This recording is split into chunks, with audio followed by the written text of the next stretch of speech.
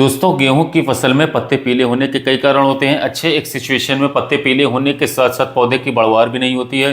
फुटाव का तो कोई मतलब ही नहीं है, पौधे जो हैं वो काफ़ी छोटे रह गए हैं। दूसरी सिचुएशन में पत्ते पीले हो रहे हैं, बढ़वार भी ठीक है लेकिन फुटाव कम है, फसल ठहर सी गई है, चाल नहीं बन रही है, पत्ते पीले हो रहे हैं। दोनों सिचुएशन का इलाज भी अलग अलग होगा।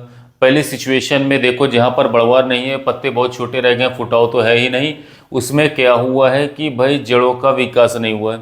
कारण उसका ये हो सकता है कि बिजाई समय ज़मीन ज़्यादा गीली थी या फिर पहला पानी काफ़ी ज़्यादा लग गया है, ज़मीन में हवा की कमी हो गई है, हवा की जगह पर पानी जो है ज़मीन लेकर के सेट हो गई है, या फिर डीएपी की शॉर्टेज थी, डीएपी की कमी भी हो सकती है। पौधा जो है ना ज़मीन से खुराक नहीं ले पा रहा है, तो पहले वो तत्व स्प्रे द्वारा देने होंगे जिससे कि जड़ों का साथियों विकास हो जाए और पौधे का शरीर और ढांचा बने। फिर फुटाव और हरियाली करने के लिए न्यूट्रिशन देंगे, उसकी बात करेंगे साथियों। आपको पता है कि फास्फोरस से जड़ों का विकास होता है, डीएपी में फास्फोरस होता है 46%।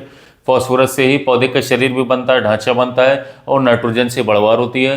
तो पहली सिचुएशन जहाँ पर पौधे छोटे हैं, बढ़वार नहीं है, साथियों पानी ज़्यादा लग गया है या फिर कोई भी और कारण है, आपने NPK 1261 1 किलोग्राम प्रति किले के हिसाब से साथियों, या फिर NPK 19-19-19 2 किलोग्राम प्रति किले के हिसाब से, ठीक है जी, या फिर नैनो DAP 250 ml प्रति किले के हिसाब से आपको स्प्रे करना है। इन तीनों में से एक चीज़ ले लो, उसके साथ आपको जो है 250 ml ह्यूमिक एसिड मिला करके साथियों, जो कि डाव का ह्यूमिक सेल आता है साथियों, 120 से 130 लीटर पानी में स्प्रे कर दो। यहाँ पर फॉस्फोरस के साथ आप किसी भी रूप में दे रहे हो, आप जिंक सल्फेट बिल्कुल भी नहीं देना साथियों।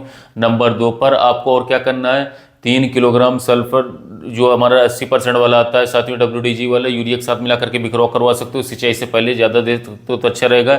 सल्फर से ज़मीन भुरभुरी होकर के जो सेट हो गई है ना, ज़मीन थोड़ी भुरभुरी हो जाएगी, जड़ों से न्यूट्रिएंट्स, ज़्यादा न्यूट्रिएंट्स पौधे को अवेलेबल होंगे साथियों, तो उनकी चाल अच्छे से बन जाएगी। एक बार आपने फॉस्फोरस दे दिया पौधे को, तो फिर उसके बाद आपको फुटाव, बढ़वार, हरियाली के लिए जो न्यूट्रिशन देनी साथियों, वो आपको दूसरी सिचुएशन वाले जो पीले पत्ते थे उससे बढ़वार तो देखती, फुटाव कम हो रहा था, पीले पत्ते थे, उसके सुधार का भी बता देता हूँ इलाज। दोनों का एक फॉर्मूला रहेगा साथियों।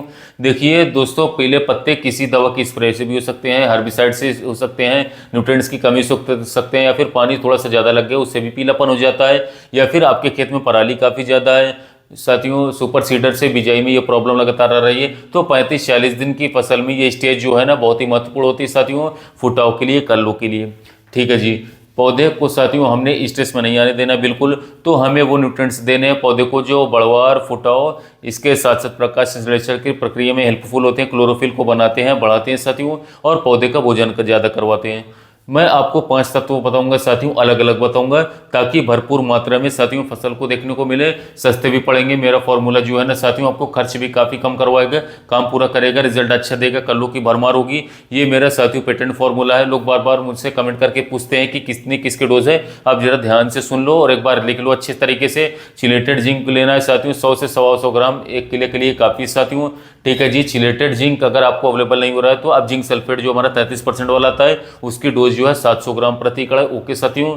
अच्छे चिलेटेड फेरस जिसे हम लोहा बोलते हैं, इसकी डोज भी 100 से 125 ग्राम प्रति किलो रहेगी साथियों। अगर आपको चिलेटेड नहीं मिलता है साथियों, तो फेरस सल्फेट लेना है, 19% वाला जो हमारा आता है, इसकी डोज रहेगी 500 ग्राम प्रति कड़। फिर इसके बाद मैग्नीशियम सल्फेट आपको लेना है साथियों। मैग्नीशियम सल्फेट MgSO आता है साथियों, कई सारी कंपनियां बनाती है साथियों। एरिस का आता है साथियों, मैगमिक्स नाम से इसकी डोज रहेगी 1 किलोग्राम। एक और तत्व बताता हूँ, चौथा तत्व हो गया मैग्नीज सल्फेट MnS जो है साथियों, ये 100-125 रुपये किलो आसानी से मिल जाता है। इसकी डोज रहेगी साथियों आधा किलोग्राम, 500 ग्राम। अगर चिलेटेड फॉर्म में ये मिल जाता है आपको मैग्नीज सल्फेट साथियों, तो उसकी डोज 100 से 125 ग्राम ही रहेगी, भले चिलेटेड फॉर्म में 100 से 125 ग्राम ही रहेगी। अच्छे साथ में आपको यूरिया भी मिला देना है 1 किलोग्राम, ठीक है जी। अच्छा, ये मेरा जो फॉर्मूला साथियों, आप मानते हो कि भाई सच्चा और सस्ता फॉर्मूला है साथियों। आप मान लीजिए कल्ले बढ़ाने का, कल्ले सही करवाने का, फसल को हरी भरी रखने का साथियों बहुत ही शानदार फॉर्मूला है। आप पहले वाले तत्व जिंक और लोहे का घोल एक साथ बना सकते हो, चिलेटेड मिल जाए ना मिले तब भी साथियों। फिर आपको मैग्नीशियम सल्फेट और मैग्नीज सल्फेट का घोल एक साथ बना सकते हो साथियों, 2 घोल बन गए। फिर यूरिया का घोल आपको अलग बना लेना है, या फिर हर एक 20 लीटर वाली टंकी में साथियों आपने 1-2 मिट्टी यूरिया डाल देनी है साथियों। फिर स्प्रे कर दो साथियों, 100 से 120 लीटर पानी में आप स्प्रे कर दो, स्प्रे लगा दो। दो। स्प्रे से न्यूट्रिशन देने में साथियों एक लिमिटेशन होती है कि हम ज़्यादा मात्रा में ज़्यादा तत्व नहीं दे सकते हैं। पत्तों के अंदर जो छिद्र होते हैं जिसको स्टोमेटा बोलते हैं, सूरज की रोशनी में वो खुलते हैं और बंद हो जाते हैं, सांस लेते हैं और छूटते हैं साथियों, उसी के द्वारा जो है ना न्यूट्रिएंट्स जो है पाली में घुले हुए अंदर जाते हैं साथियों। तो कोशिश करें कि चिलेटेड फॉर्म में ही ले सारे न्यूट्रिएंट्स, ताकि वो कम मात्रा में प्रयोग होते हैं, ज़्यादातर रिजल्ट देते हैं। आजकल लिक्विड और अनेक फॉर्म में भी ज़्यादातर न्यूट्रिएंट्स मिलने लगे हैं। एक और ज़रूरी बात मैं आप लोगों को बता देता हूँ साथियों कि आखिरी यूरिया आपको 45 से 50 दिनों तक दे देनी चाहिए फसलों को, गेहूँ को, क्योंकि 55 दिन पर गेहूं की फसल में पहली गांठ बननी शुरू हो जाती है। तने के ऊपर जो गांठ बनती है 4 गांठें होती है टोटल पौधे में साथियों, पहली गांठ तब शुरू हो जाती है। मतलब इसकी ग्रोथ का पीरियड जो है 55-60 दिन तक ही मान करके चलो साथियों लास्ट। तो यूरिया जो है साथियों 13 दिन तक 15 दिन तक रिजल्ट देती है, मैक्सिमम 45-50 दिन तक आपको आखिरी यूरिया लास्ट से लास्ट हाथ से हाथ गेहूं में लगा देनी है।